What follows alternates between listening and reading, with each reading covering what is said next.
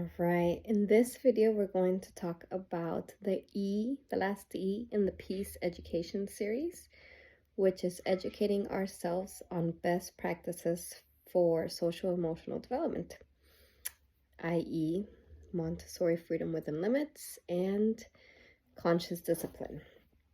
There's a lot of research now to back up everything that Dr. Montessori told us about intrinsic motivation, about the need for movement and real work, clear boundaries, and having limits, having freedom that has a limit to it.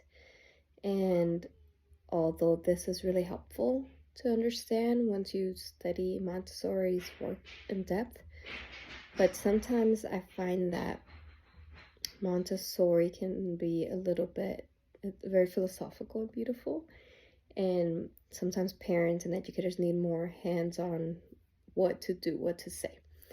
And I found over the years that the best solution to this is conscious discipline. So Dr. Becky Bailey is the doctor who, she's a psychologist, developed conscious discipline over 25 years ago, I believe now. It's being utilized in many schools throughout the country for all grade levels with a lot of success. It is a scientific method as well. It is based on research, and it is an amazing model because it teaches us that we're in this together. It's a community model. It's not a hierarchical model, much like Montessori, and it is a model for teaching, and it is a tool and even a curriculum for teaching social emotional control, learning how to express yourself, how to calm yourself down, and how we as adults can learn and practice the skills and tools that we want to teach our children to have. And these skills and tools are so beneficial for all relationships, adult to adult, adult to child, any kind of relationship. It really benefits from these 7 skills and mindsets that conscious discipline teaches. But it is a work in progress. You have to really work at it because it's not easy. If you grow up like most of us with the idea of punishment and reward, of thinking that people are only motivated if they're going to get a reward or a punishment, that's going to be a hard mind shift. And we might go back to those patterns of trying to punish or bribe.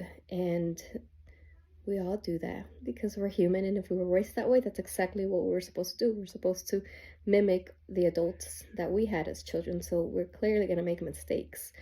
But I do call them mistakes because bribing and punishing are not practices. The research doesn't back those up. From my experiences, from my conversations with parents over the years, for the goals that we have for our children, from our own experience growing up, and from what the research is showing you, those are not effective methods long-term or for good social emotional health. So in the next few videos, we're going to talk about the 7 skills and mindsets on how to compose ourselves and teach that to our students, and how to teach them clear communication skills and ways to interact with others.